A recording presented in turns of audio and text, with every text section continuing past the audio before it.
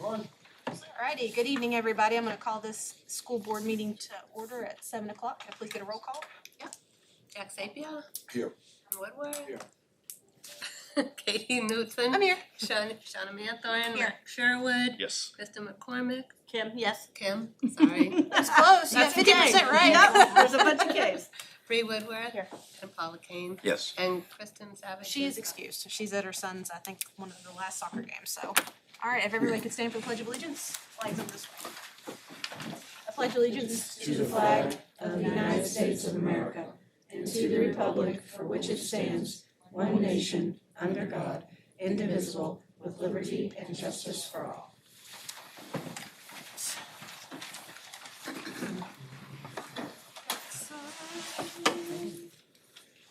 So we have the workshop minutes that need to be approved, and then also our regular meeting minutes from October the 5th, and then do we have some non-public? And we also have non-public, so let's look at the workshop minutes first. I had a correction. Okay. On page 2 of the workshop minutes at the very bottom, it said that Chair Knesson left the meeting at 6:23, but then also closed the workshop at 6:26. I think that was Kristen. It was Kristen, yep. Who closed it? Yep. It was Kristen who closed the workshop.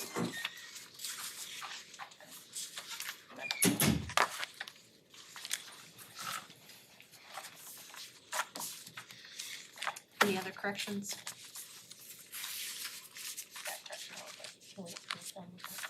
Yeah, you can just, you can make a motion to Make a approve motion to approve the workshop minutes as amended. as amended. Got a motion to approve, do I have a second? I'll second. Second by Kim, any discussion? All those in favor? Opposed and abstained? 6-0-1.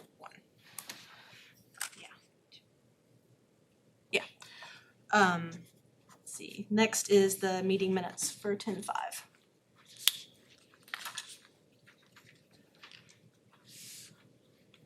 No, 7-0-1, sorry.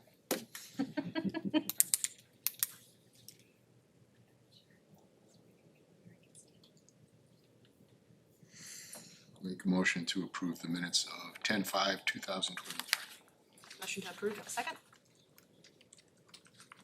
Seconded by Mark. Any discussion? All those in favor? Opposed? And abstain. 7-0-1. Alright, you have some non-public meeting minutes that we need to approve or look at. Thank you.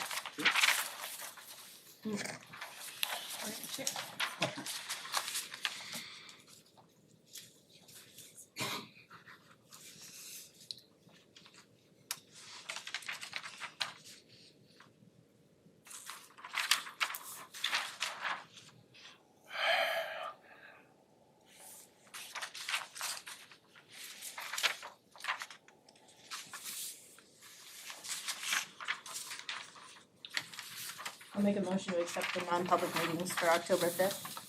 So a motion to have a second. Seconded by Mark. Any discussion? All those in favor? Opposed? And abstain.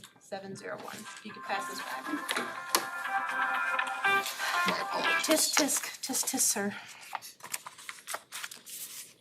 Alright, student, staff, and family share. I believe we have some individuals here, correct? We do. We have 4 individuals from the middle school, and I think they're going to do this completely and totally solo without any adult support.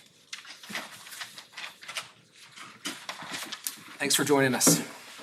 Hello. So my understanding is that you guys came from different schools and towns, and you spent some time at Camp Lincoln at the outset of your 6th grade year, and that's what you're here to present to the board. So we'd love to hear from you, and then I think these folks will have some questions about their experience to you. I'm Jalen from Sandown. I'm Liv from Sandown. I'm Cole from Blastow. And I'm Brayden from Danville. Mr. Woodward asked us to come here to speak about our Camp Lincoln experience, and we also got these shirts from Camp Lincoln. Very nice. All 3 teams went for 2 days, and it was during the 2nd and 3rd week of the school year. The reason middle school students go to Camp Lincoln is to make new friendships. We also try new things and learn to advocate for ourselves. We are all coming from different towns and it helps build relationships. For some kids that have a hard time in class get to show other things they're good at. So when we first got there, we did a big team icebreaker in order to get to know each other. Then we did 2 games on the first day and then 3 games on the second day. We ended out with a full team cookout. The 5 activities we did was archery, high ropes, low ropes, team games, and kayaking. I like kayaking. My favorite activity was archery, and my favorite memory was meeting new people from all different schools. My favorite activity was kayaking because me and 2 other girls connected our kayaks together to see how far we could get. It was a challenge and we bonded during this. Now I sit with these girls at lunch and our friendship has stayed. My favorite activity was high ropes. I got way farther than I expected. I'm afraid of heights too, and I like kayaking. Again, my favorite memory was making new friends. I liked the team games because I was coming from Danville, which was one of the smaller towns, so there wasn't as many Danville kids on my team. So it was a good chance for me to make new friends. Would you guys mind entertaining some questions from the board about your experiences? First, I would like to say thank you guys so much for coming up and speaking and doing it without a grown-up present. That's very brave, and you guys were very well spoken this entire time. And I'm glad that a lot of you were able to face some of your fears while you went. But I will turn over the floor to anybody on the board that has a question. Mark. I think it's awesome that you guys are up here. It's great that you're that experienced. Something that you all touched on is that you ended up connecting with kids from different schools that you hadn't met before. The young lady, I'm sorry, I forget your name, you had mentioned that you were now currently friends with 2 of the kids from other towns that you hadn't known either. You hadn't known before that. You gentlemen, do you have any friends now or anybody in class you have that special connection with because of that bonding experience? I have a lot of new friends now. I think that's the only reason we're friends, because we got to meet and bond during this. That's awesome. Awesome. That's awesome. Same. Anybody else? Shauna. So I know you guys got to meet peers, but there were other faculty and staff that came too. So could you maybe mention somebody new that you got to meet outside from your team teachers? Oh, the tough There one. was a lot of them. I don't remember much of their names. Well, who was there? There was a lot Even of if you already knew them. They were like named after nature things, Like, like animals and moon, rock, time. moose, Something. So you're talking about the Y employees? Yeah. I was talking about the Timberlane employees. Hold on, let me rephrase. Let me be clear. Was any. So you met new Timberlane friends. Did you make any connections with new Timberlane teachers? Yeah. Yes. I would say, yeah. Shout out yeah. to the A-team teachers. I think they're the best, not gonna lie. C-team. No, I agree with Jalen on this one. The A-team is pretty good. You, Cole. I need my mom. Yeah, kind of. Put them on the spot, Mom. Say yeah. I'm allowed to. Anybody else have any other questions? Did you want to? Just basically, how's 6th grade? Good, great. Great. Food's best- way You better. Get more freedom. I would say, what are the best things about it? You get more freedom. Yeah, like Yeah. such as? Like, you don't have to walk with the teacher to every class. Or in You like don't a have to watch straight things. line. Yeah. Yeah. Kinda means you're growing up.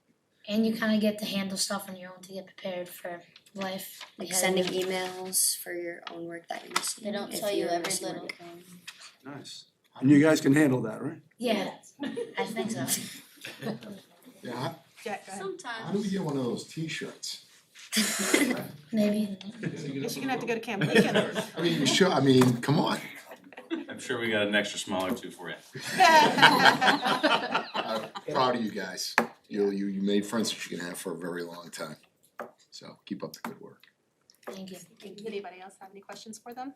You said you went on the high ropes even though you don't like heights, right? Yeah. Oh. And you still did it anyway? Sure. That's pretty awesome. Did anybody else do things for the first time? Go ahead. What were you saying? When I got to like the top step, I made the mistake of looking down. How do you feel about it now though?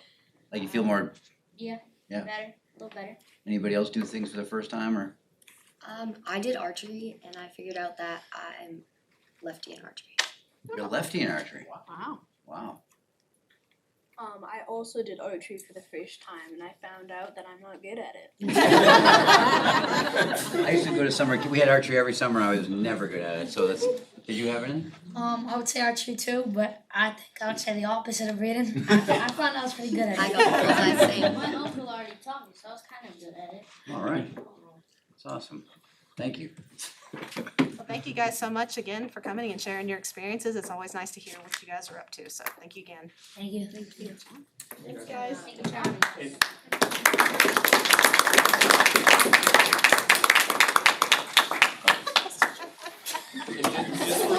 Just for the board to know, Yes. it's an annual trip. I'm sure that your participation could be helpful and useful and a learning experience for you for next year. So if you have any interest in seeing it kind of in real time, teams go for 2 days. So you've got kind of 6 days out there that you can kind of pick and choose from to kind of get out there and see what they're doing with their staff Just staring right at me. to set the stage for learning across the school year. That's wonderful. That is good to know.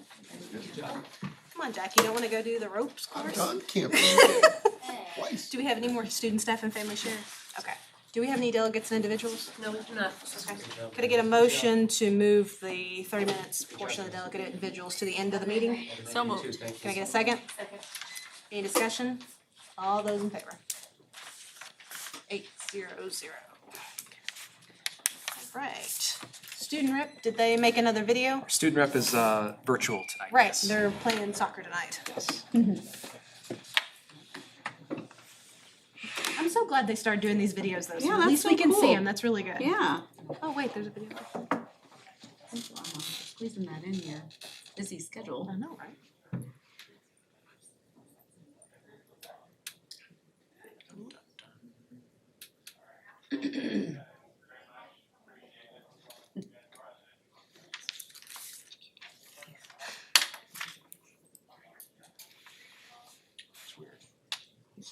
Everybody, so it is the last game of the soccer season.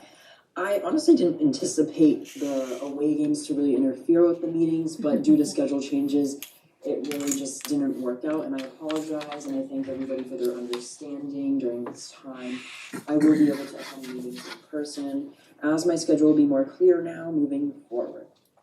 So thank you, everybody. Now moving into my report, for the Sandown Central School, they have sent in 15 volunteer application forms to the SEU for the next step in the approval process.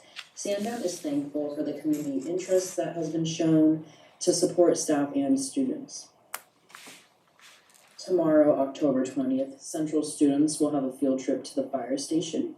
Sandown Central is having a morning as well as an afternoon Halloween parade this year.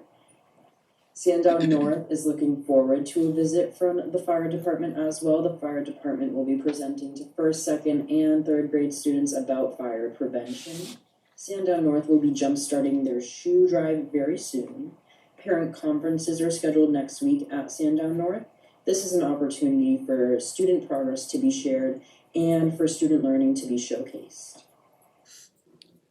The Danville Elementary Book Fair will be taking place from October 30th and it will be ending on November 3rd. Picture retakes are scheduled for Friday, November 3rd. Also, the Danville Fall Festival, sponsored by PTA, will be held on the 3rd of November, starting at 5 and ending at 8. The Atkinson Academy Fall Festival will be held this Saturday from 1 and ending at 5. Parent-teacher conferences at Atkinson Academy are scheduled for Wednesday, October 25th.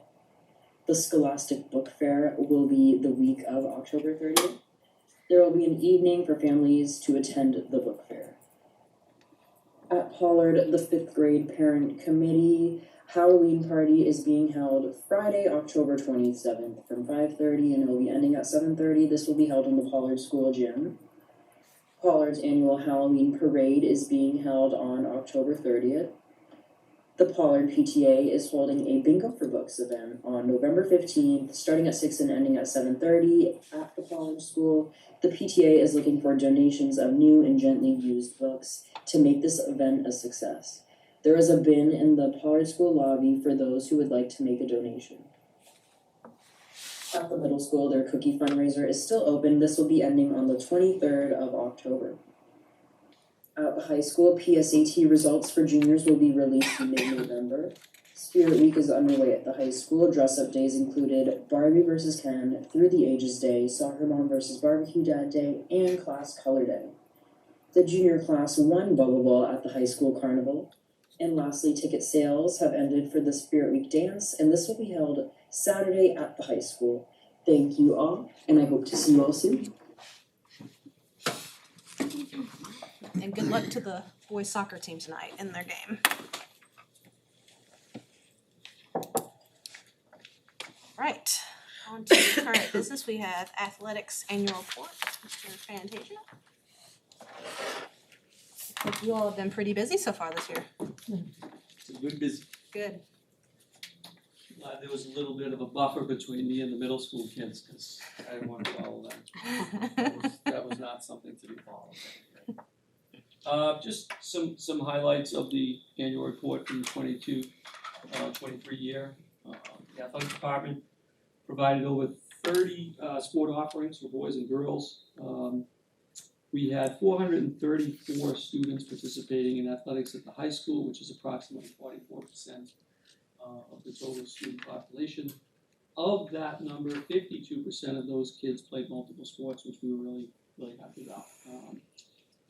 Last year, the athletic department organized and coordinated over 700 sporting events between middle school and high school, probably close to about 735, 740. So we're really proud of that. Had several teams, and again, this year's no different, but last year we had several teams really go deep into the NHIA tournaments. Girls soccer, who won today. I'll get to that later, but girls soccer football made it to the state semifinals. Following the cheer, along with wrestling, made it to the state runner-up position. And girls lacrosse, take out the COVID year that everyone made the tournament. We were really proud of the girls lacrosse team last year. They made the tournament, they won a game in the tournament, and in the quarterfinals. We were really proud of them. Middle school, we started boys and girls lacrosse last year. They played in the developmental league. This year they will be playing in a straight tri-county regular season, regular stuff. So that was a big success. We're really happy about that. And the NHADA, which is the Athletic Directors Association, and the NHIA recognized 26 of our senior scholar athletes for their excellence in the classroom and on the field. There was a ceremony that took place last April at the Capital Center for the Arts in Concord.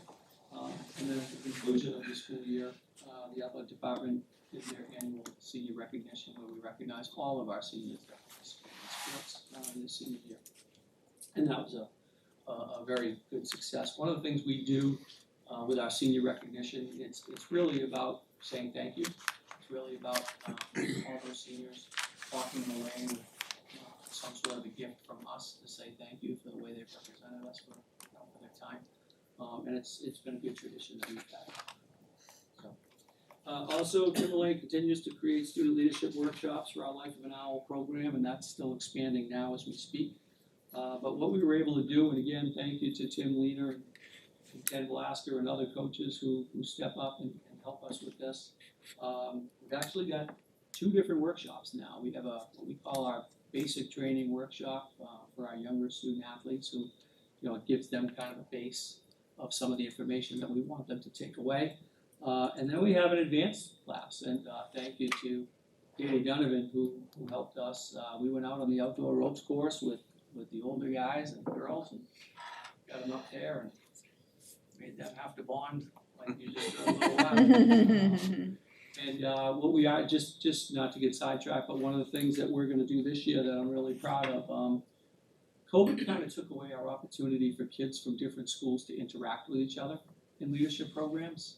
So Timberlane, on November 6th, we are going to invite about 6 or 7 different high schools to bring us about 5 or 6 of their student leaders, and we're going to start a program where we're trying to get these kids back to interact with each other and share ideas.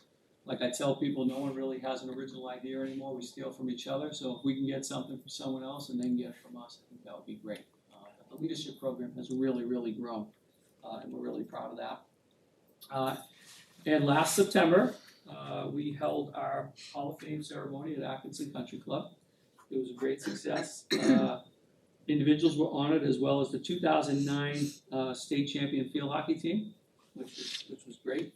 And the individuals that went in the class of 2022, Annie Hansberry was the class of 2008, Kyle Harrington, class of 2002, Coach Mike Paraso, Jason Hughes, class of 2016, Julie Hazelton, class of 1998, and Taylor Smith, class of 1998. So we had a great, it's been a great tradition, and we just had our first meeting the other night. No thanks to me because of technical difficulties. Couldn't solve. But other people did, so thank you for that. And we had our first Hall of Fame meeting to start planning for the class of 2024 in September. And then just a couple of asides here that I know everyone would want to hear. So it is true, girls soccer won 2-1 today. They beat Londonderry. They finished 15-1. By all accounts, they should be the 1 seed in the Division I tournament, which means we will be hosting a game a week from Sunday. We'll probably be hosting the quarterfinals. Awesome. That's awesome. So that's pretty amazing. Yeah. It's pretty good. Field hockey in the tournament this year. I just went to Concord High School. They lost a tough one at Concord, the other day. But we're really proud of them. For what they did, and I should mention this because this is amazing. One of our golfers, Stephen Ramos, has qualified for the New England Golf Championships. Nice. Which will take place at the end of the month. That's really great. So I got an opportunity to go and watch the golf tournament, which was great. Our kids did a great job, and then Stephen actually qualified. That's awesome. For going to the New England tournament. So hats off to Stephen and congratulations. The other last thing I would like to say, and I can't say this enough, I really am grateful for the coaches that we have, for the kids that we have, the parents and the support that we have. Tomorrow night we'll host a football game here and the community will come out. We've got families coming out and young kids and grandmas and grandpas. This is a special community. And again, I just take a moment while I have the camera to thank our coaches for the work that they do. And I tell them this all the time. I have 2 boys that are older now because I'm old. I would have been more than happy if my kids were coached by these coaches. Because they really care about these kids more than just the sport that they play. And the connections that they make are amazing. People are always coming back, always checking in with coaches. And like I said, that's why this place is really special. It's a family place. And I'm just grateful to be a part of it. Thank you to the community. That's my report.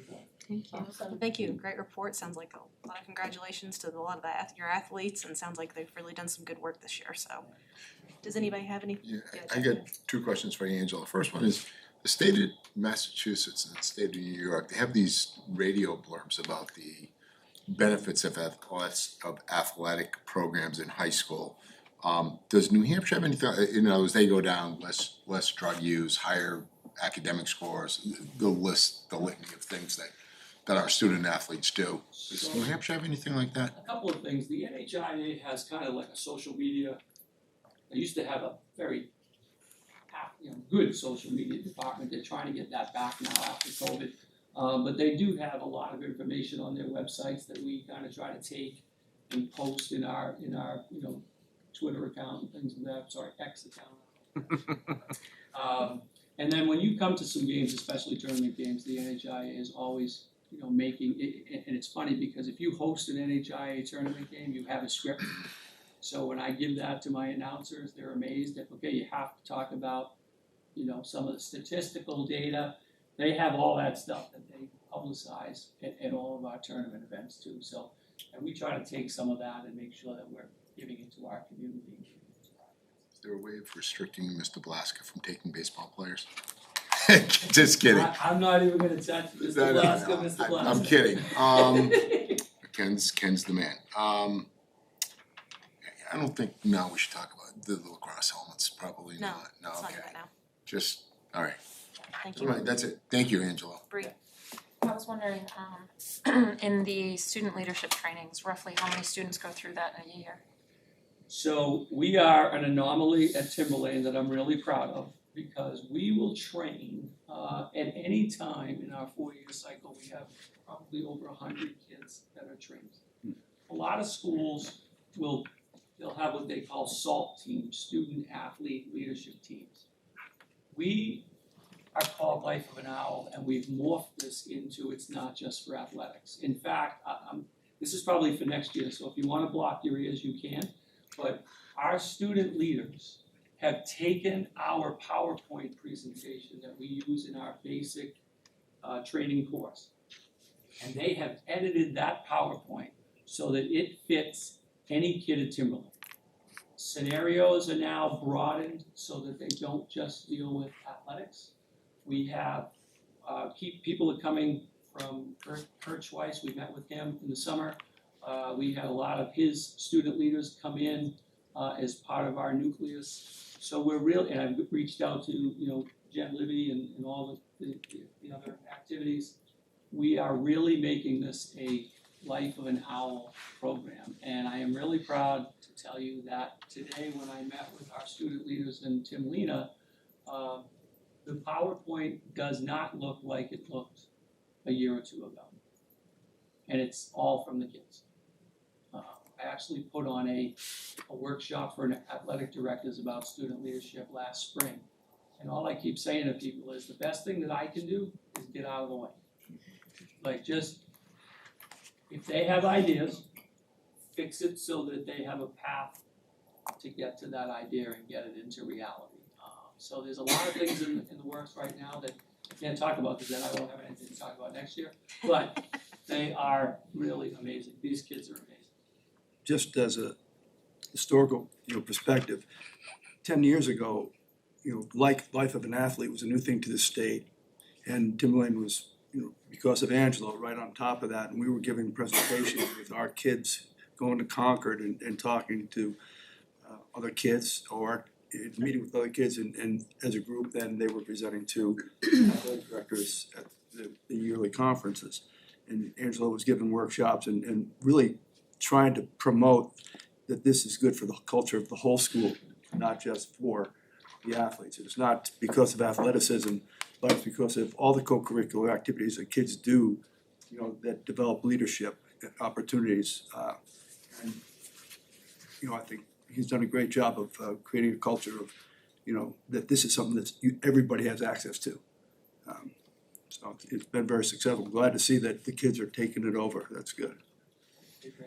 Bree, did you have another question? I did. With the athletics, is there ever, like, I know that the elementary school and the middle school have like move up day type things.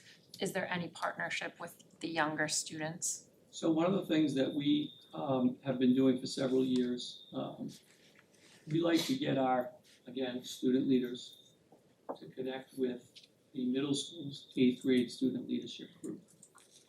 Because last year, the way it worked was the 8th grade student leaders were kind of mentoring the 6th graders. So we would have some of our kids go into their 8th grade workshops, and they would just talk, share ideas, hear stories. Because like we try to tell everybody, time's gonna go really fast. So you're sitting there as an 8th grader listening to, a lot of times we would try to bring like 9th and 10th graders too, because they're not too far away from those kids. And it worked out really well because, again, kids really help. You don't want to don't talk to them. You don't. Does anybody have any other questions for Angela? I do. Go ahead. Angela, ballpark, could you let us know maybe the ballpark percentage of coaches that are also Timberland staff versus coaches that we're hiring from the outside? I can get that. Okay. We are pretty fortunate in the sense of a lot of places that don't have a lot of teachers that are coaches, and we really do. And we also have coaches that are coaching multiple sports, which is, again, you're trying to get kids to feel like, let's be well-rounded and try everything, and then when we have a coach that's doing that, it's powerful. So I'll get you those numbers. Thank you.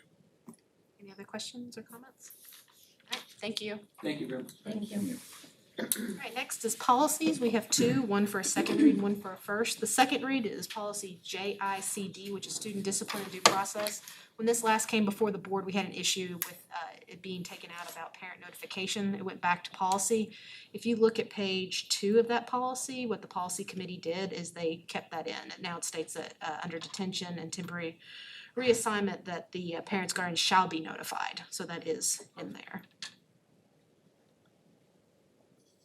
Does anybody have any questions about this policy or?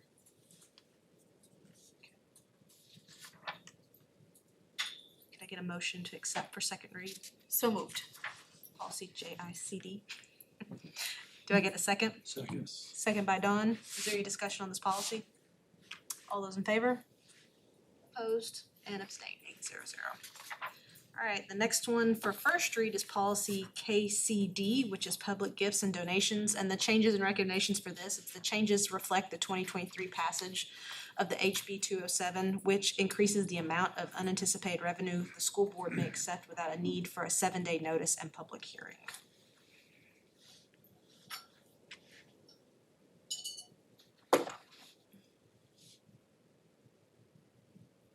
If you look at page 1 of that policy in the red, you can see what the changes in the amounts.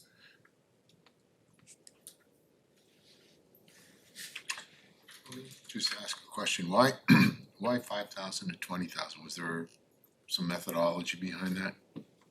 Not that makes the hill of beans a difference to me, I was just wondering if there was a purpose behind it. I don't think they gave a rationale, I think this is just what they, Okay, and usually when we have new language from, we just pretty much like to adopt what, but they didn't give any rationale behind To it. avoid holding public meetings, to accept free money. Mhm. you're so to the point. It's runaway inflation, I think. Yeah. That was a cool question though. Bree, did you have a question? That was my question. Oh, okay. I'll make a motion to accept policy KCD for first read.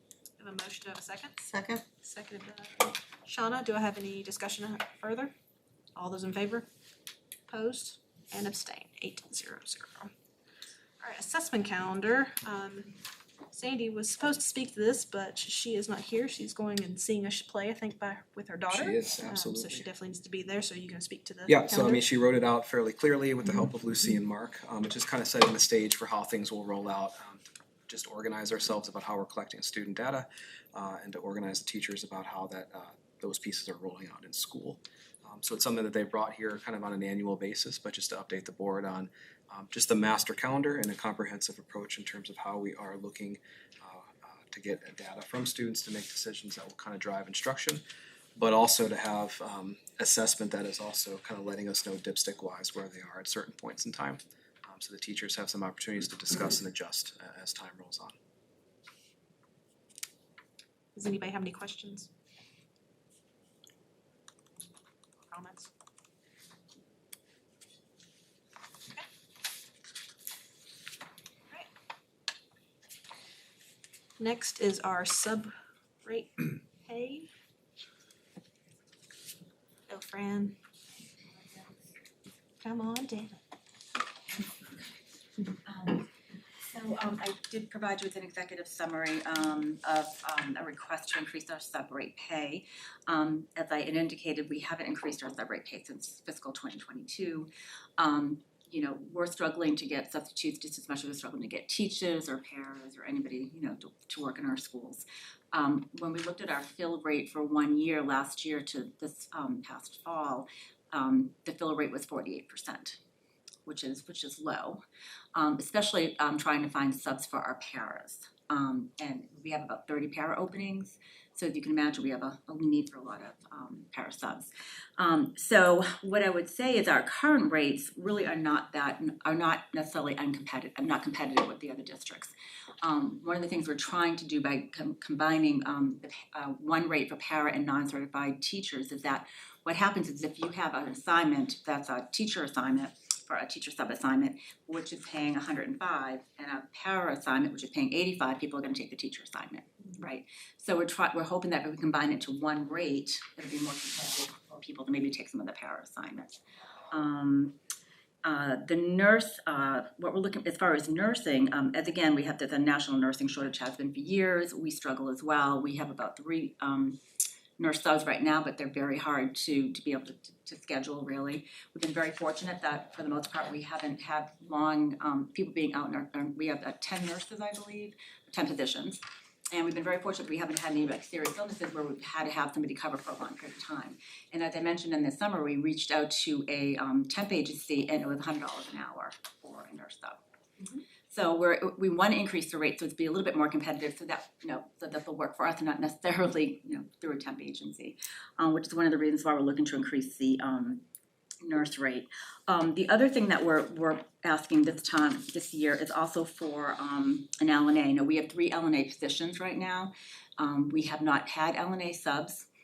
So certainly if these people are out, we're having to use paras and then the nurses are gonna have to provide medical services to these children that need the LNAs, which takes time away from some of the other services they're providing.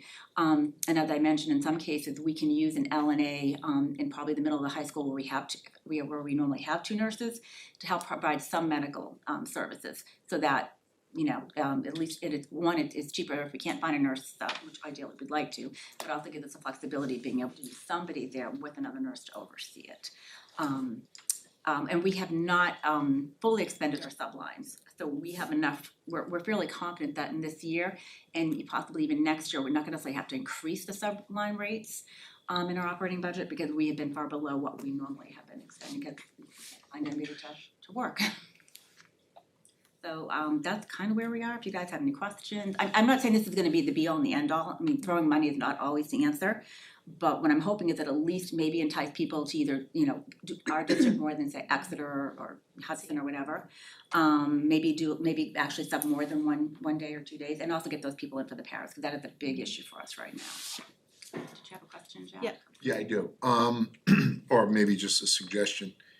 I would suggest doing a half day and a full day. Because if you do an hourly rate and you're here for a full day, or at least at the high school, you have to be here at 6:30 in the morning, which is well beyond when the students show up. Then you have to stay till like 3:30 and you sit there twiddling your thumbs, or you get docked. So it's, even though you're here for a full day, you're here for a little bit of time with. Well, they can do a half or a full day. What we find is that even if they come in for a half day, most of the time there's enough need in the schools that they can put them someplace else. Do you know what I mean? So even if they picked up a half day assignment for somebody who's leaving at 12 maybe or something, or 11. All I'm saying is, if someone leaves at 2:15 when all the students leave, then they get docked an hour and then it's really not a full day. So if we're trying to inspire people to come here and show up, just say, you know what, be here when the students are here and that should be that's just a suggestion. That's It's one of my little. Okay, thank you. We'll take into consideration definitely. Yeah, I understand. Did anybody else have any questions for Fran? Yeah, Bree. So it sounds like this will not impact your current financial means. Right. And is this just for this year, for this current time, or are you proposing this change? Going forward, this year and going forward, yeah. Just to add something that, a different perspective that we had heard during the TTA negotiations, the inability to find substitute teachers on a regular basis at every single one of our facilities is causing an extra drain and stress and workload on the teachers that we currently have that are shouldering that extra burden. So, money doesn't fix everything, but if we can help ease the burden and actually get in the support that we need for our students. Yeah, we are having a sub fair on November 8th. So I'm getting a few free airtime right now to let people know. So we'll see what we can get with that. We're gonna try to publicize From that. 5 to 7 in the high school cafeteria. Thank you, yes. There we I appreciate that, thank you. Bring a friend if you're coming. Bring 2. Does anybody else have any other questions for Fran? So could I get a motion to approve the proposed substitute pay rate? I would love to make that motion. So noted. Motion made by Mark, do I have a second? Seconded by Jack, any other discussion? All those in favor? Opposed? Abstain. And abstain. Alright, so 7-0-1. Thank you. Thank you, Fran. Alright, we've got some, this is just informational, but these are some of our draft warrant articles. Let's get about that time. We've got, the first warrant is just talking about the like school board members and some other annual meetings. Our second one is obviously our operating budget. We don't have any dollar amounts in there just yet. General acceptance of reports. I think this is gonna be a continuing recurring item on our agenda as it gets closer and closer to time. Again, everything we do here at the school level does trickle down to the town, so when we do this, we definitely need to be looking at what are our needs versus our wants. The taxpayers did give us everything we asked for last year and we greatly appreciate it. So moving forward, we're hoping to have. Does anybody else have any questions about warrant articles? Justin, did you need to make a statement about anything? Just the big thing, in terms of the TTA collective bargaining agreement, certainly will be on there for Article 3. Yep. And to echo Katie's comments, this will just be a standing agenda item for us, so we can refine the language here and start filling in numbers as time goes on. I know Maria wanted to speak to solar. I'm sorry? Oh, the Atkinson Tower, I'm sorry. Which I believe is Article 13 here as an optional piece, just to provide a perspective for the board to think about moving forward as we continue to craft this language. Hi Maria. Hi, how are you? Good, how are you? Good, thank you. I just wanted to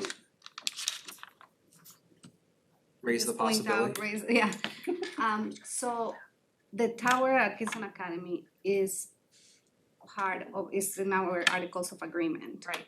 And the board is, the school district is supposed to maintain the structure and maintain it intact. My thought was if it is put for vote and it doesn't pass, that cuts our ability to actually make progress on the restoration of the tower, which is in pretty bad shape. Right. So if it gets voted, we lose 1 year of getting at least phase 1 of the improvements that we need to do in the tower. The other thing is, when they did the presentation, the guy that did the presentation of the repairs that need to be done, he said that there's a grant that we can apply for it, and you guys helping us with that grant. So my thought behind it is, if we get the grant and we can split the project like in 2 or 3 phases, then we can probably do it with our capital budget, with our existing capital budget, fund those phases for that, and not having the delay. If the warrant article gets voted down, then we can touch it. So question about that though, so if we're writing a grant, but we're doing a warrant article, normally grants are for stuff that's not part of our budget, and you can't supplant the funds, so then should we even be doing a warrant article if we're wanting to do the grant? That's one of my points. So we don't know how much the grant will give us.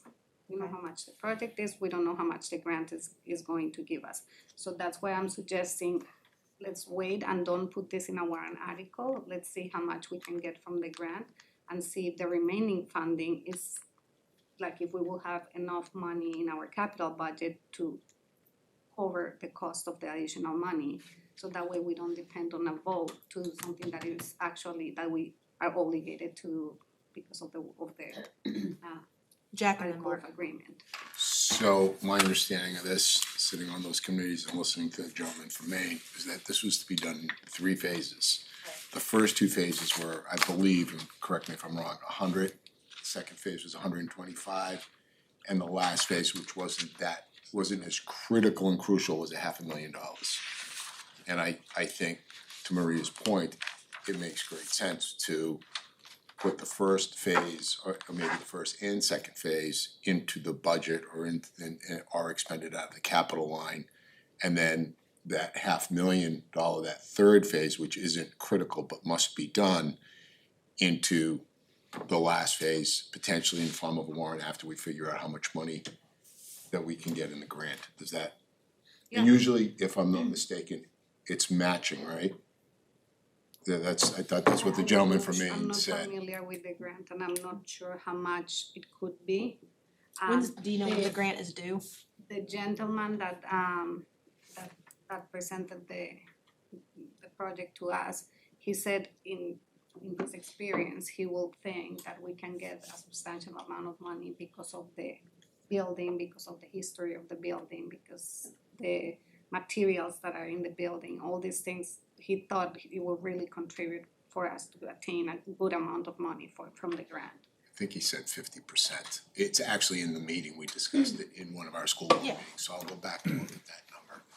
Do you know when, and sorry, Mark, but when do you know when the grant is due? Like, when is it, do you know when it's due? It's an ongoing grant, so I don't know where are we, and I can get this an update for next school board meeting. I don't know That would be where great. are we in the application for the grant. But again, my main concern is if we leave this into the hands of the voters, then we can be set back at least a year to touch anything about that project. And my question was regarding timing as well, and at the CIP, this is something we have discussed. Just, breaking the 3 phases and having the structural phase be first, partly in consideration of some of the other warrant articles that will be going in front of the voters that are extraordinarily important as well, so this seems to overlap and make sense. If you could just get us for next time, just figure out like where we are in the grant process and what we're thinking money-wise, that would be very helpful, but. So here's the conundrum for me at least. We have a legal obligation under the Articles of Agreement to do the work, right? So I This was discussed at great length at CIP, so what happens if it's voted down, but we're legally But you're legally obligated obligated to do it. We're hoping to avoid that sticky wicket. By applying for the grant. It helps everybody. But still, if it was, say it's for the phase 3, which is $500,000, we get $250,000. Yep. That's fine, but how about the first 2 phases? Or say it gets voted down, then what? I mean, do you plan on not doing any of this on a warrant? Well, if the voters vote it down, then no means no. I agree with that, but if you're legally obligated to do it. For a year. Yeah, no means no Yeah. for a year. According to a report, the structure is really bad and we have to do something sooner. Yeah. Sooner than later. So again, if we have the legal obligation to address the issue which hasn't been taken care of, then putting it in the hands of the voters is not gonna help the situation. So that's my main concern. Well, yeah, and but please bring us back where we are with the grant and everything and what they're thinking, okay? I'll do that. Were you wanting to talk about another one, solar possibly on this? Is that what you were? No, that was my mistake. I was confusing like this type of energy versus something that was built in Actually, 100 something. Only off a year or yes, so. I can mention something about the solar. Okay. So this year we got the first phase of the lease. The payment for that first phase is not due until July of 2024, which is our next fiscal year. Okay. Our budget, this year's budget has the payment for the lease, which is $2 million. Right. So I don't know if the board will be open to contemplate using those funds for the solar, since we don't need to make the payment this year, and it's a capital expense because the payment for the lease, because the lease is all capital, the payment for the lease goes into our apportionment as a capital item. So I just had this conversation yesterday with the DOE when we did the apportionment, and they did allow it to go into the capital apportionment. So just putting it out there.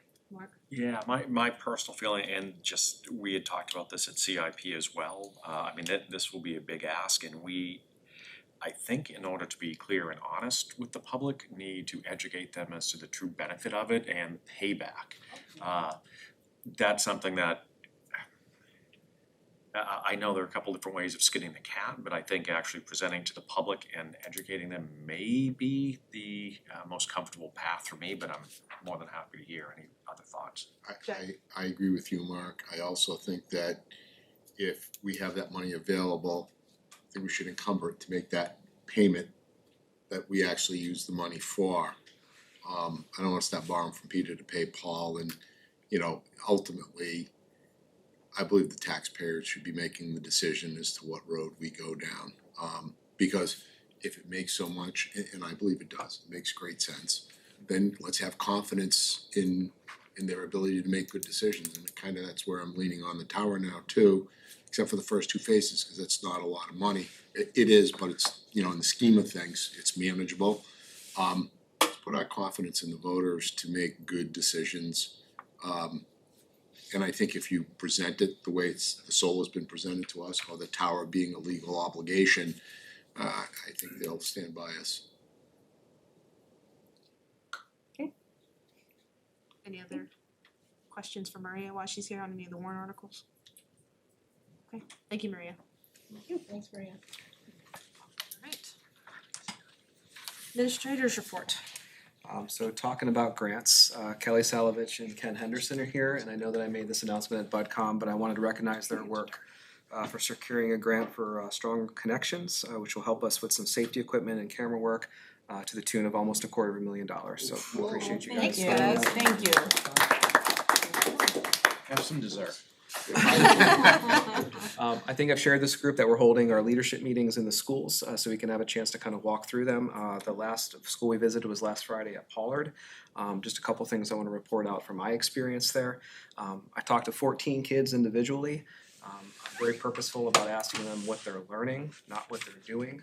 And all 14 of them in their own way were able to identify some piece of the learning, whether it was a topic, whether it was a skill. And that's really impressive to hear. And I say that here because I would encourage parents and guardians at home that is the question that you should be asking your children when they're coming home from school, is what they've learned and not necessarily what they've done, because there's a difference between those things. Also at Pollard, what I saw is exactly what we're trying to push in terms of instructional methodology. Very limited experiences of whole group instruction and a ton of either one-to-one or small group or station work going on in those classrooms where I'm going through this. So that is the shift in terms of an instructional methodology, so it's really good to see that stuff. Angelo kind of presented the girls soccer team tonight, so wanted to echo that statement. That's a huge appointment to go through. I think they're now 14-1 on the season, and being a number one seed, that generates a lot of excitement, so we're gonna be happy to host those games here.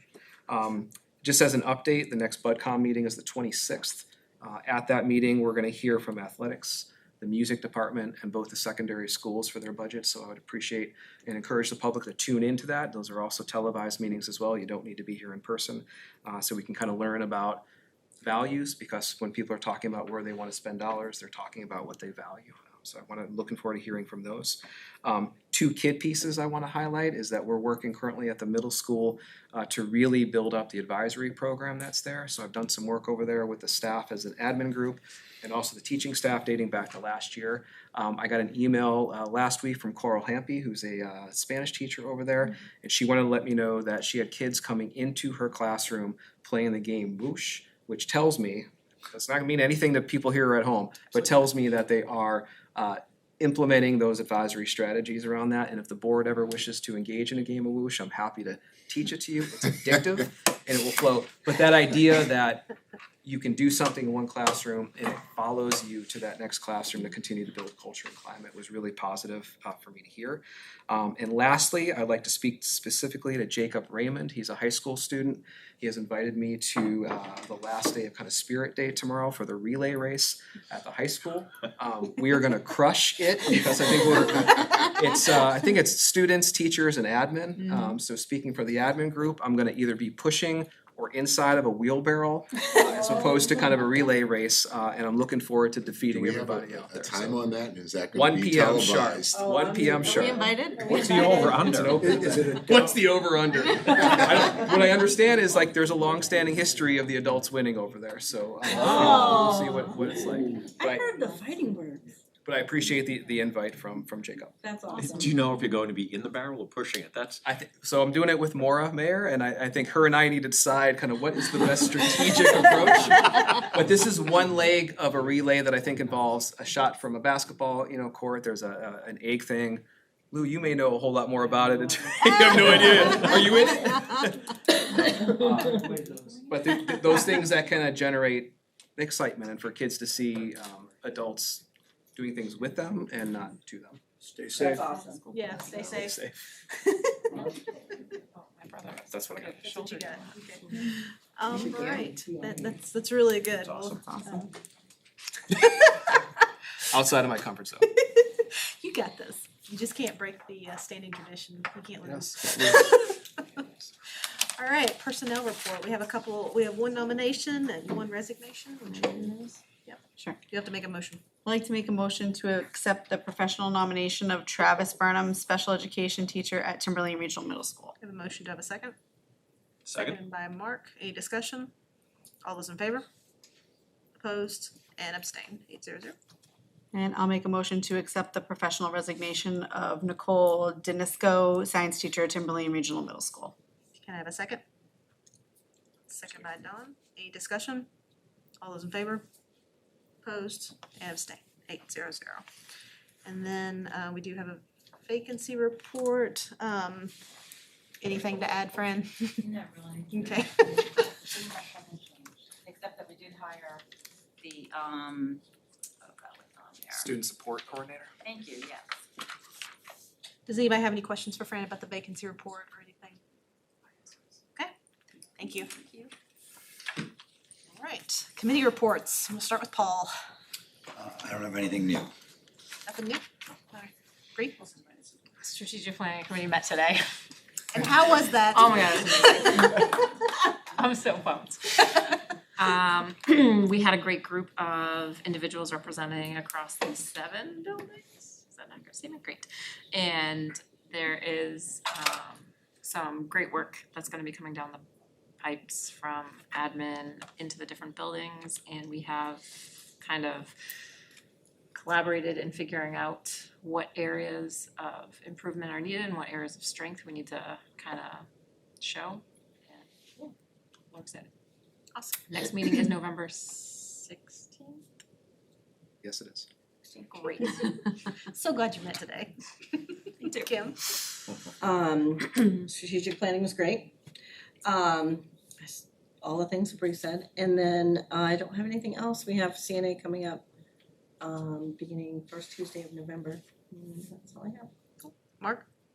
We had our special meeting regarding irrigation where Corbett irrigation came in, Busby came in, Lewis came in. Essentially, we were going over the information from the 2016 study and just trying to make certain we understood the ramifications as, you know, in what we're trying to do and gather all the information. So more information will be forthcoming with that.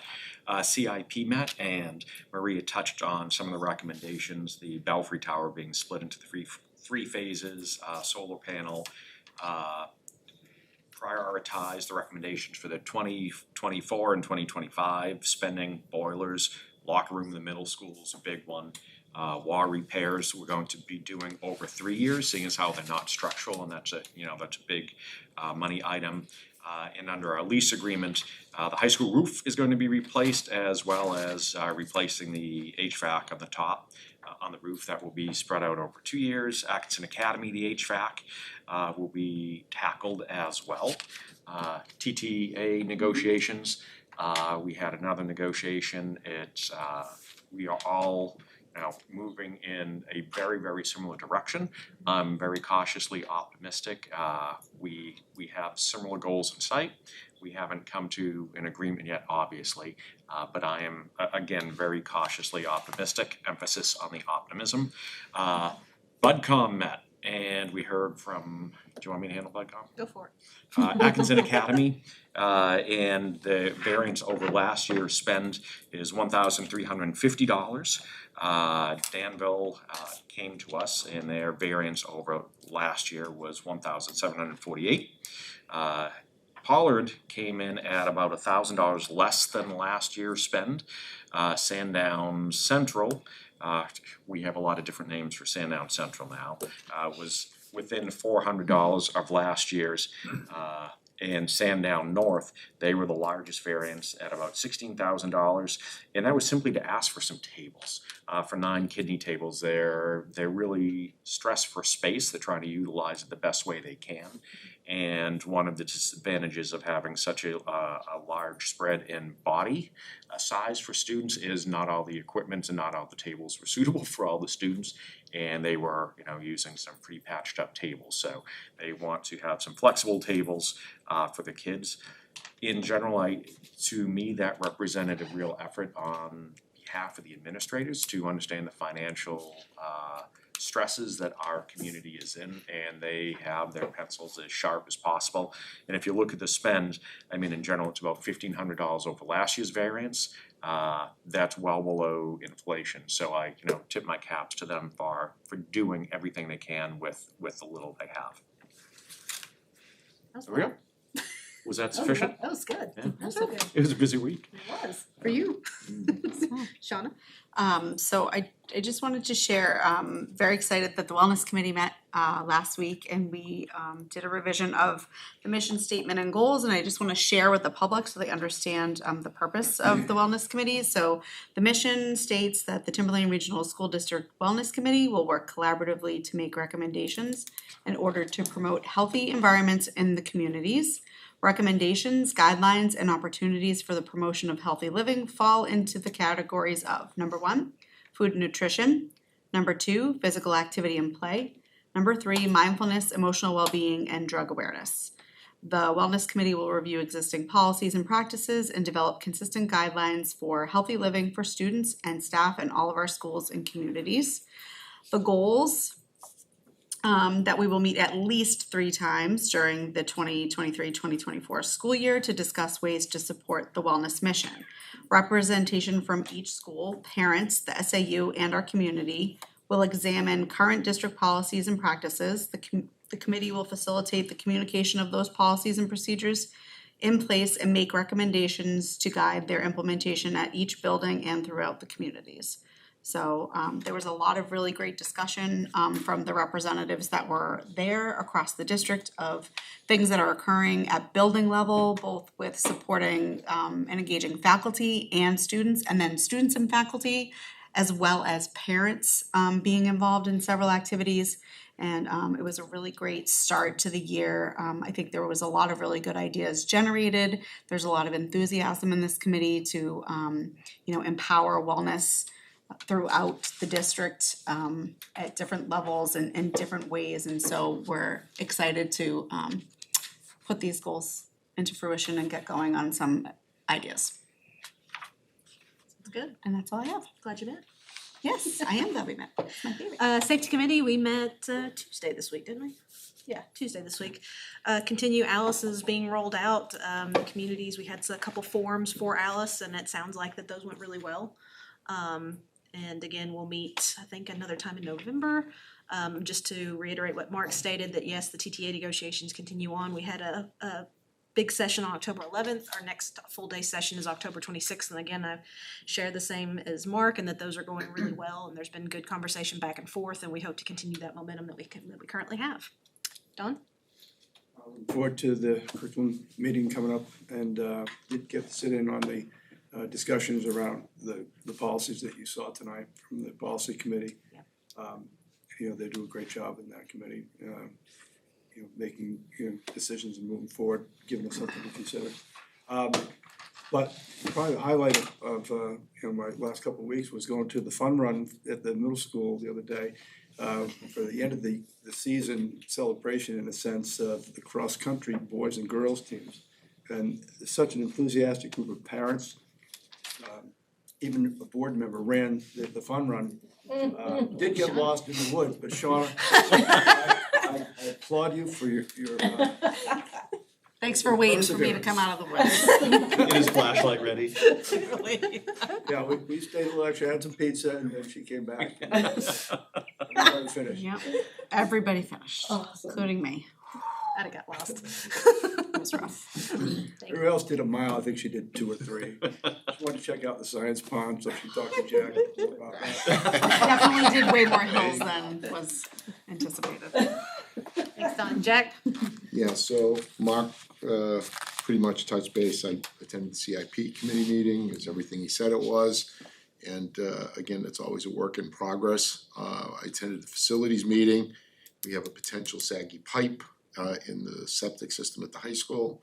My understanding of that is, well, I reached out and someone said we could actually send a camera, not that I really wanna talk about this all, but a camera to go down and actually see if there is a sag in the pipe or not. And I guess they had the same problem in Atkinson somewhere, and that's what they did, they sent a camera down, so we had bantered around a few potential solutions to that, of which I will not articulate here at the meeting.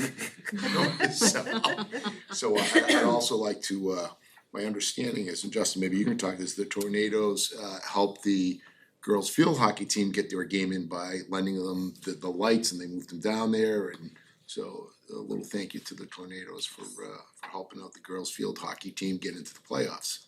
So all is good in paradise. One last thing. Alright, does anybody, sorry, Mark. One last thing, I forgot to mention it, under BudCom. Atkinson Academy will be making requests to us for a stipend not to exceed $2,000. They want to start a computer coding club. And this would run over it'd be 4 sessions over 15 weeks. For 3rd through 5th graders, there was a good deal of interest there, so they will be coming to us for that request. And on the heels of your BudCom, if everybody wants to look at, on your agenda, December the 14th is the tentative joint school board and budget committee meeting, so keep that in mind and in your calendars. Alright, any other business tonight? Jack? Alright, so as you all know, I've had concerns over the years about the process on RFPs, and I had an opportunity on Monday to spend about 6 hours in the car with a gentleman who is now retired, but he played a very integral part of the RFQ process in the Northeast in New England, with municipalities, school districts, private entities. And I said, geez, we can't get anyone, you know, we're not getting a lot of people to bid our work. So we bantered that around much longer than probably it needed to be. But I came up with, and it will be in the form of a motion, because I really think it's important that we guard the taxpayers' money and protect the taxpayers' money and make sure it's being utilized as efficiently as possible. So I have copies if anyone wants these, but here's my motion. It's kind of lengthy, sorry guys. All services, projects, and contracts that are estimated to exceed the cost of $20,000 shall follow the following process with no exceptions. RFQs shall be posted in all of the following places, but not limited to. And these are places where you, private entities where you go to post, where contractors go to find work. The construction summary, work in progress, construction connection, the Dodge report, and obviously our school website.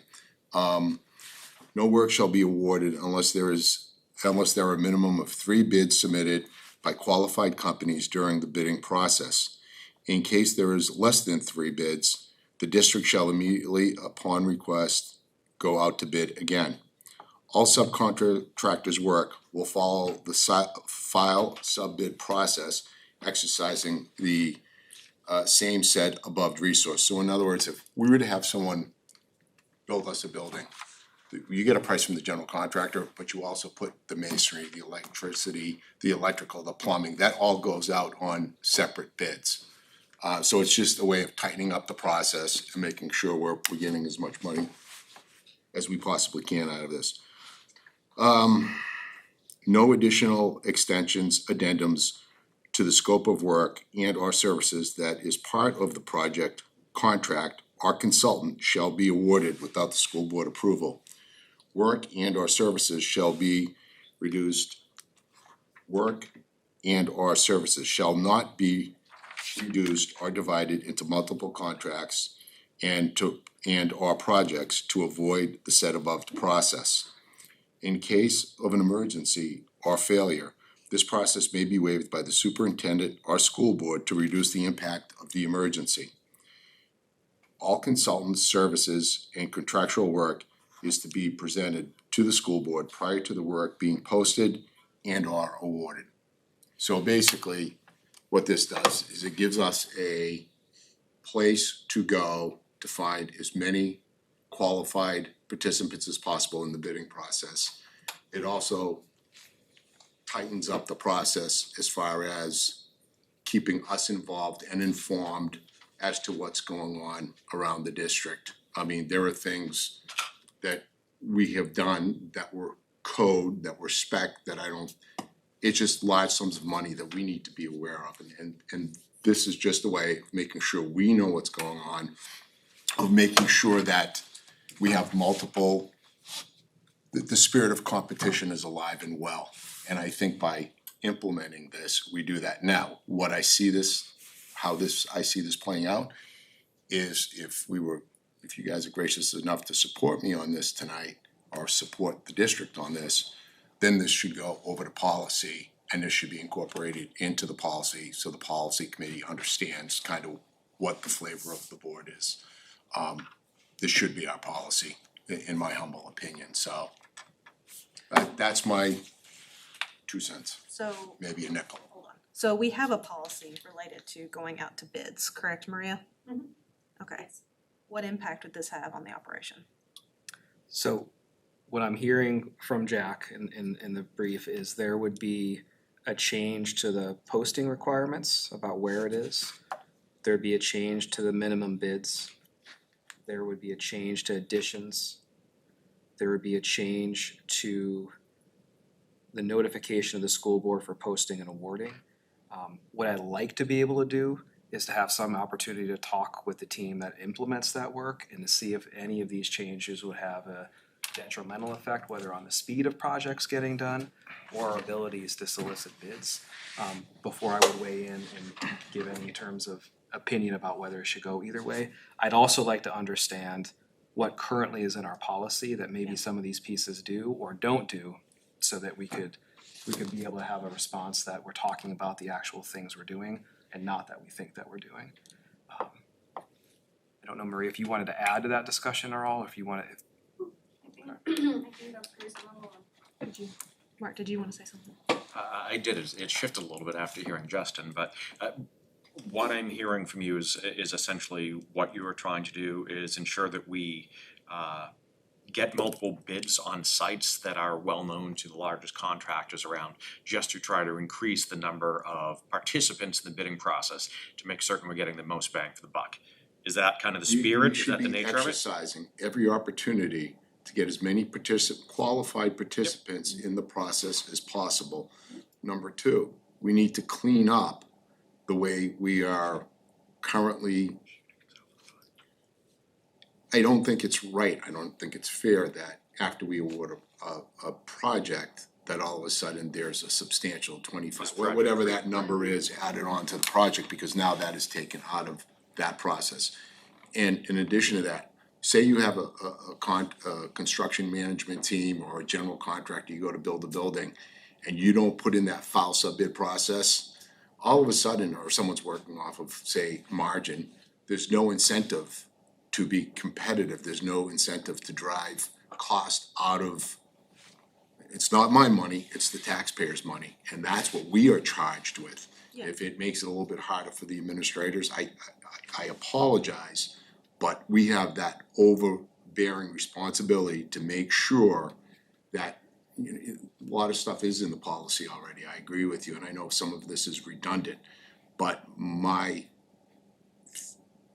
opinion or my suggestion to this board is to move on this and then have policy incorporate, like that first part of it is a no-brainer in my humble opinion, because those are well-known, well-documented organizations that will get, I mean, I don't know how much those actually cost to be part of, but what we'll save on one project will be, and it actually, I think the other part of this, outside of this motion, is that I'm a firm believer that, say, I'll use painting as the example.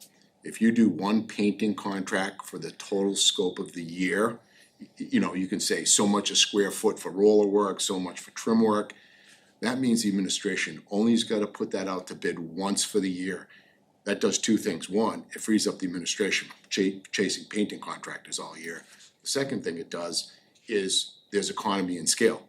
You know, if a contractor's looking at securing the entire district over the course of the year, his number's gonna be sharper than if it's the SAU building today and one room down at Atkinson Academy tomorrow, so he's not constantly, you know, they're just gonna more aggressively go after it. So I think what you're gonna find long run is that this is less work for the administrators, that it's more cost effective for the taxpayers, and again, I have struggled with this all year long, only because this is this is what I did for a real long time, and that conversation on Monday was enlightening to me.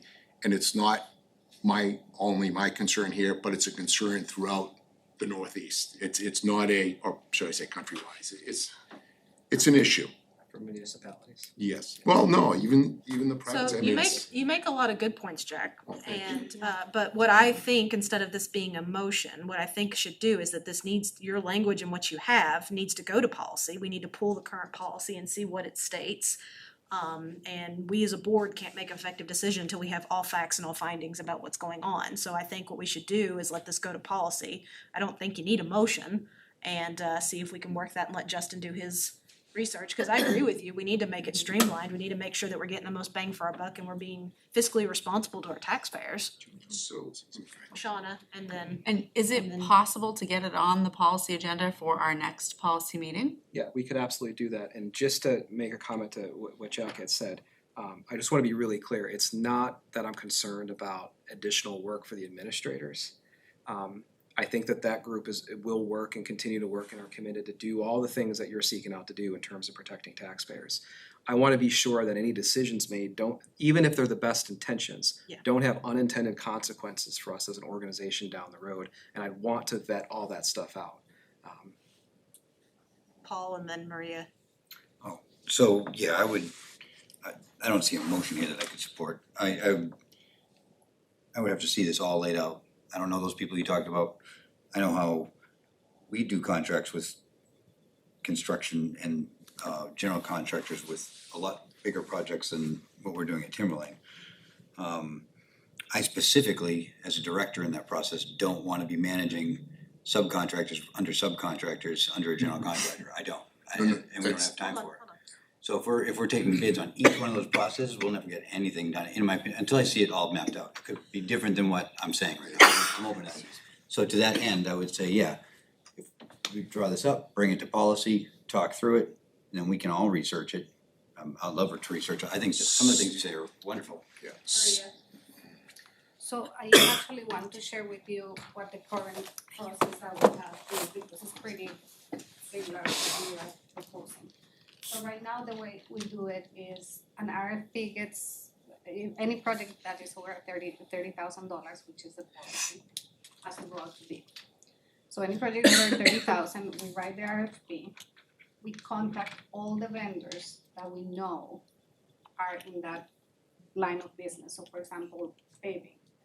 We send it directly to Busby, to all the paving companies that we know. We send it directly, and then we post it in our website. We give at least a month for all the RFPs to respond.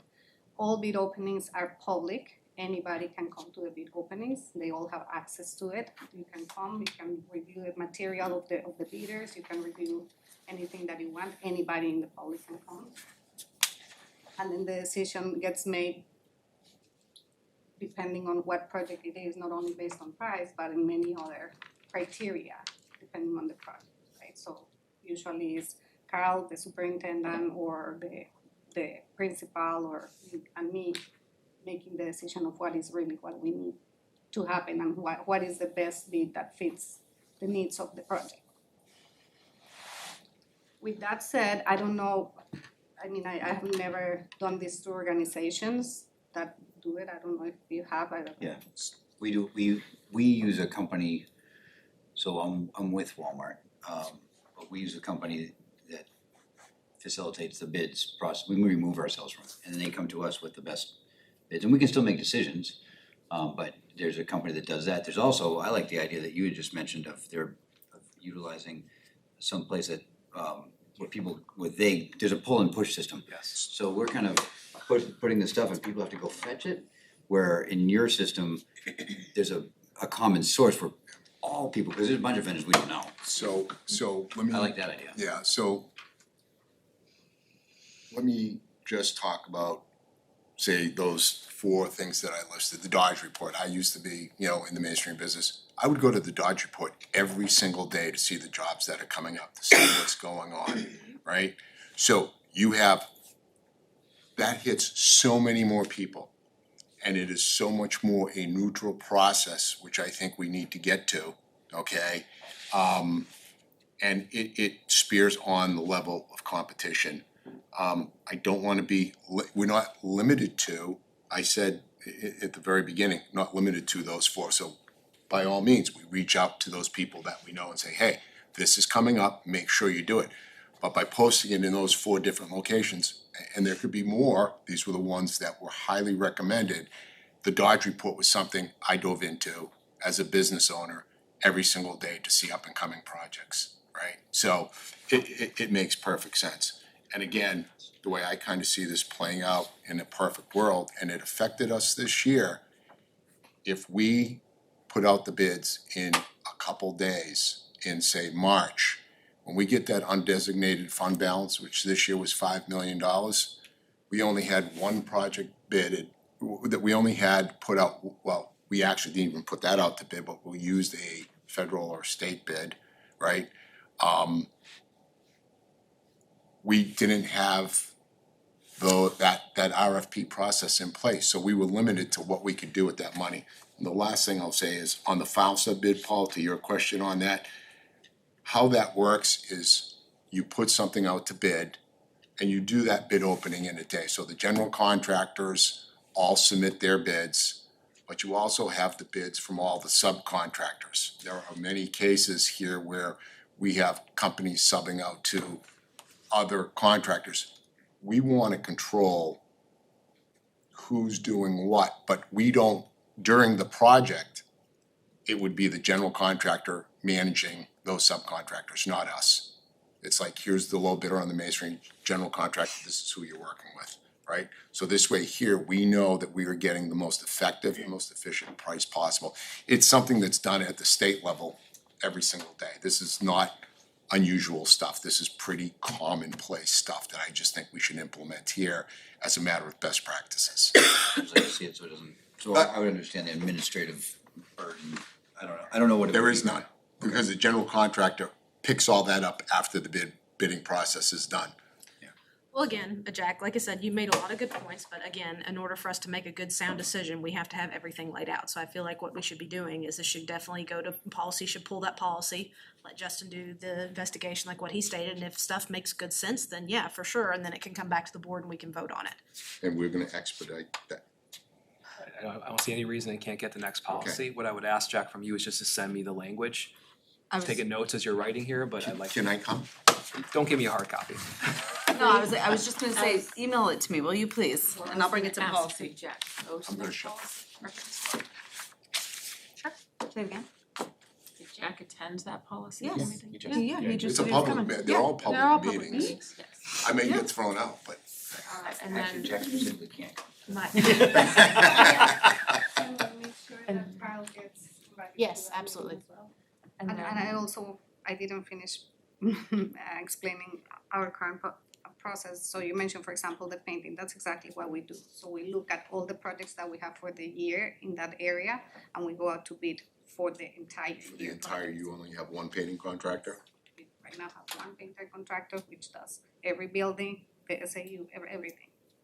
So we do it for the year because then we have a painter available to us for the entire year. so when you said you contact who you know for RFTs, is that everyone local in a 20-mile radius you contact, or only people you have working relations with that you contract, or what does that mean, people you know? So all the facilities directors, the school facilities directors have like a community where they all share their resources, and they have like a database of vendors that you can access to send your RFPs. So that's what happens. He has this community of the facilities directors in the state, and they have a common source of vendors. I just have a question on that. Is it always the lowest cost, or how do we assess their ability to do something? So if we do a plowing contract for the district, and somebody comes in and they're, $125,000 less than everybody else, but we're not so sure about that they have equipment to do the job, you know, how much room in there do we have to move? So we always check references, we always ask for references. We do check references of all the bidders. And that is a huge help because, you know, people have used them and people have something to say about it, and that is a way for you to assess whether or not.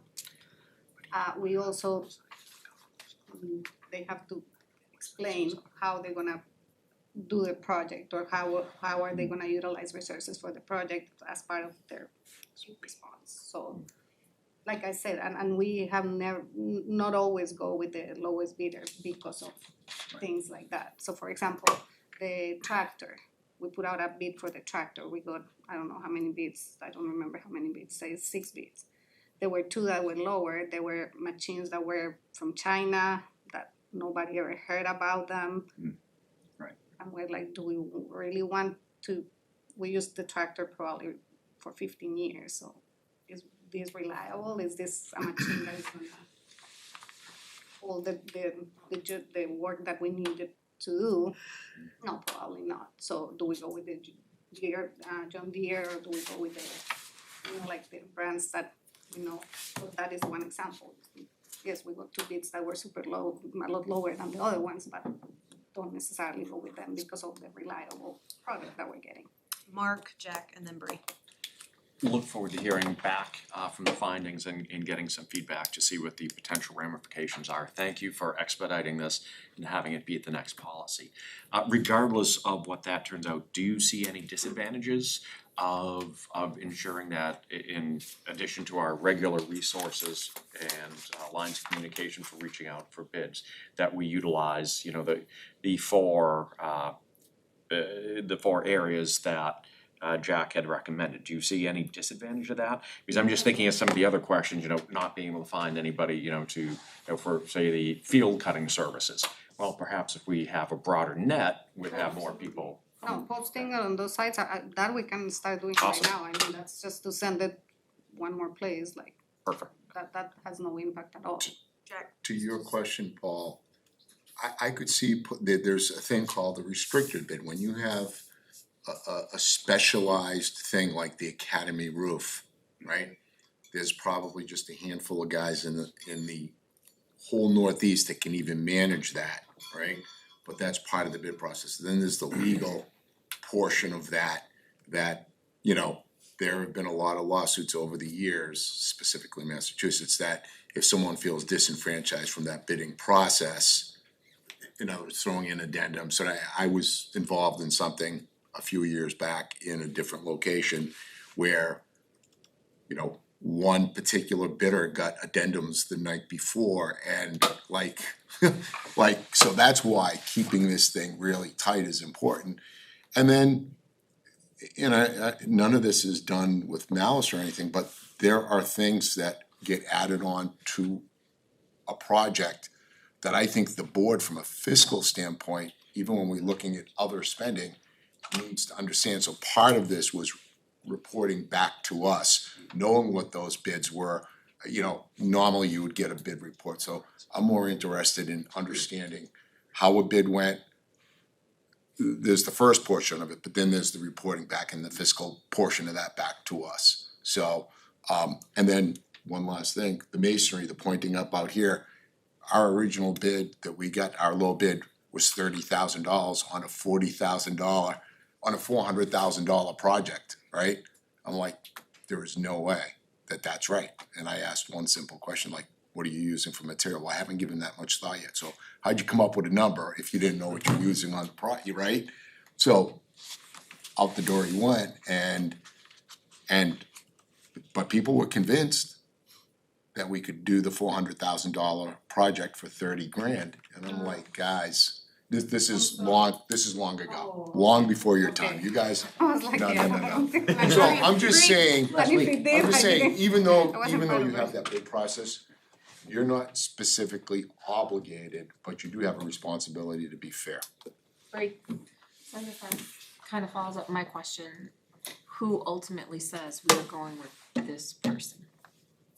So usually it's a group of us depending It's on the like a project. committee? Oh, Yeah. yeah. Okay. Yeah, it's usually Carl, me, the director, or the principal, depending on the project, obviously. So one question about that. Oh. Is there a trigger point at which yours is extreme, right? You know, $400,000 job for 30. Yeah, no, that is correct. So, but is there a trigger where we do go with somebody that's significantly more than one of the other bidders? Does that have to come before the school board? Is that like, I mean, do we have to, I mean, how does that? I'm looking for Where's the a little- visibility? I'm Yeah, looking for a where's the little bit of visibility to that? accountability, but rule of thumb, if you have a real low bid and a real high bid, those typically get thrown out. True. But I understand what you're saying, if, why not save the buck if you can, that goes now into the references and cause the last thing you need is to bring someone on a project that's gonna fail. Maria, do we currently have a thing, something like that where it has to come before the board? I don't think in any of the bids that we have gotten since I've been here had been that significant difference. I don't recall any that has been really like I feel the need to come to the board because this is way too much. I don't recall having any of them. The only one maybe was the transportation, which we did bring to you guys. Because it was two companies, one was serving the special education, one was serving the regular, and what do we do? And we brought it up to you guys to finally make the decision. Okay. The other thing is, I think you had an amount there of 20,000, so we just raised the amount to 30,000 last year. Because nowadays, really what you can do with $30,000 is not too much. So we will have to go out to bid a lot more. Because anything under $30,000 is not a huge project anymore. I mean, cost is so high on everything, especially on labor. So, okay, so I think the best course of action is that we'll kick this to policy. And Jack's gonna give us that language and Jack can come. And then bring it back to the board to present and do findings. So Jack, do you wanna withdraw your motion? No, I do. Okay, so then Jack's You motion. thought I was serious. I don't care, I mean, if no one seconded, the motion dies then, so it doesn't, no hair off me. So Jack withdrew his motion. Is there any other business at this time? Okay, do we have any other delegates or individuals? No, we don't. Okay, we will be going into a non-public session. 30 minutes? I just asked it, yeah. Yes, you did. Shauna, Hey, will you Bree, do the, Yes, I make a motion to go into non-public Another one of under those? 91-8 paragraph C. got a motion, do I have a second? Seconded by Mark, can I get a roll call, please? I'm sorry, who made the motion? I did. Shauna. Yeah, and it was under C. 91-A:3 paragraph C. Okay, Jack Sapia, Yes. John Woodward, Yes. Katie Newton, Yes. Shauna Mantle. Yes. Mark Jarwood. Yes. Kim McCormick. Yes. Yes. Yes. All right, thank you, everybody. We you. will not be back, only just to seal the minutes. Have